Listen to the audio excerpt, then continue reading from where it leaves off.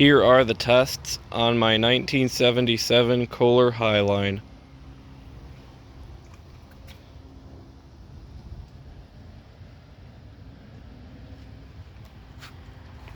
I've tested 2 of these in a pretty short time frame, and the reason I'm testing this one now is because it does not have severe permanent glaze damage, and it has both priming jets. So I finally got a good normal Highline. It is set to the water line in the tank, and it is using a standard flapper. I don't know if it's supposed to use one like that or one of these weird tank ball style flappers, but I installed this one here and it leaked, so I just put a regular flapper in. So anyway, I will show you guys a flush, and then let's see how it does on tests.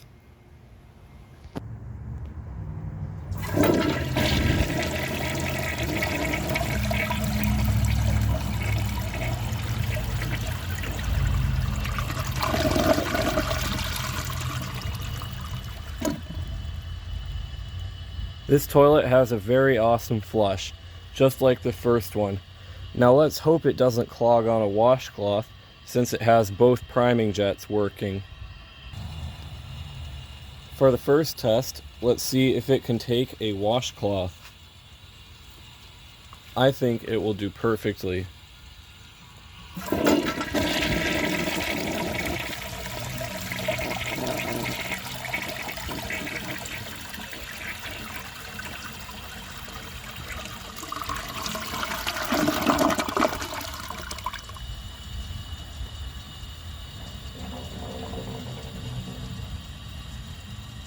Well, it seems to have taken it pretty well, except it got stuck on something, so I'm going to investigate and find out what that is.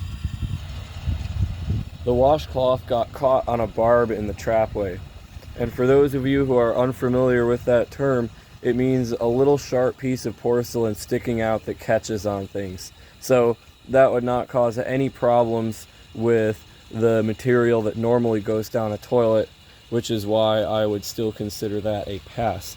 So I'm going to try it again just to see if it doesn't catch this time.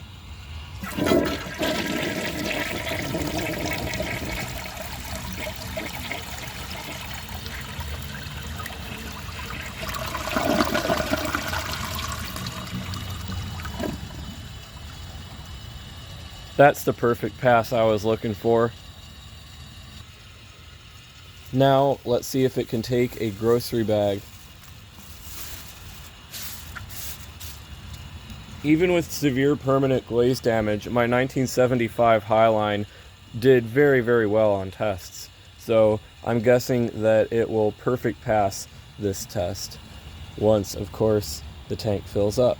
So, should have started the video later, but here we go.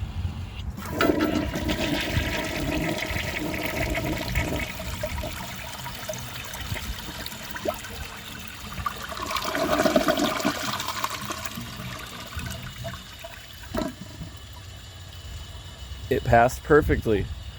I don't like how it doesn't swirl the washcloth or the grocery bag around when it's flushing, but it pulls it down at the perfect time when the toilet is starting to initiate the siphon, so that gives it the greatest possible chance of passing, and I think that's what will make it pass the washcloth and the grocery bag together in this next test. I also have a feeling this toilet was designed to use 4 gallons because it fills the bowl all the way up after the flush, but when I had my other one on the 3.5 gallon tank, it cut off a little too soon. So anyway, let's see how it does with the washcloth and grocery bag together.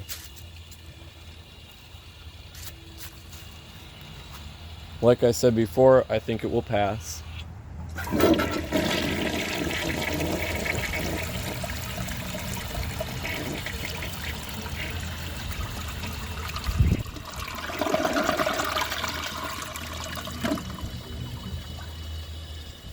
Dang, that was almost flawless.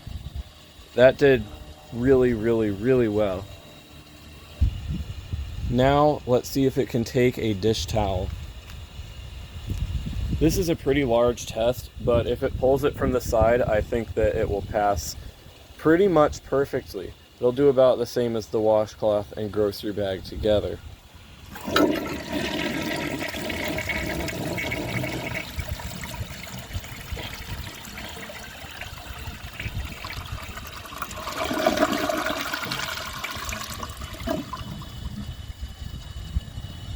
That did really well. I definitely noticed just a slight little bit of struggle, but you can't really blame it because that dish towel is huge. I don't remember who asked me, but someone asked if it passed the dish towel and the washcloth and the grocery bag if I could do everything together.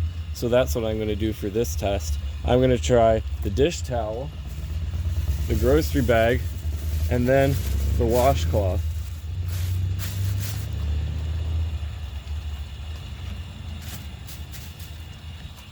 I think it will most certainly clog, but again, you can't really blame it for this at all because this is completely unreasonable to expect from any toilet.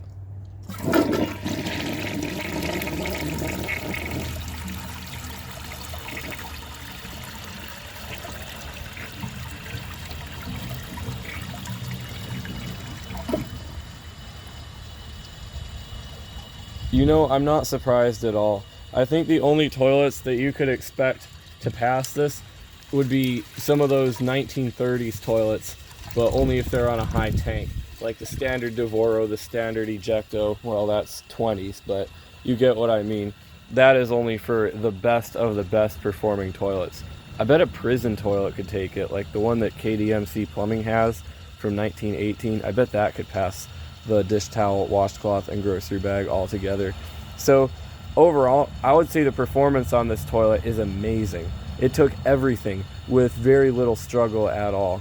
And I believe the one with permanent glaze damage did about the same as this, but the one that had perfect glaze and one priming jet missing clogged on the washcloth alone. So that shows you how much these toilets really need that extra little boost of power. Anyway, let's now move on to the flush tests. For the first flush test, let's see how it flushes with a dry bowl. I'm guessing that it will probably flush perfectly, or how you'd expect it to flush on 4 gallons.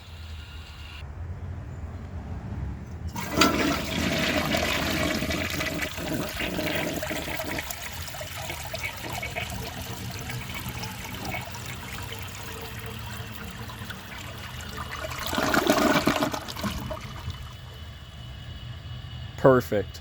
I love that flush. Now let's see if it can take dirt. If I remember correctly, my other Highline had very good bowl clearance. And even though they share the exact same trapway opening, my 1968 Kohler Bolton had horrible bowl clearance. So I'm thinking that this one will probably have very good bowl clearance and the bowl rinse will just be kind of average. At least that's what my other one was, and I'm not really expecting much different from this one.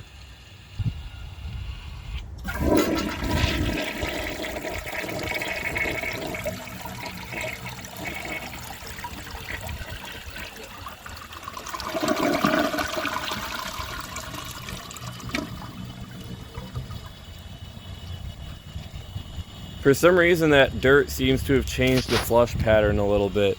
It didn't rise all the way back up to the top like it does when it's not flushing dirt. I don't know what the deal is with that, but I'm not impressed. Around the sides, it seems to have done really well, actually. There has to be a clogged rim jet in the front. This actually did a whole lot better than I thought it would. I'm just gonna show you guys under here real quick and see what that's all about.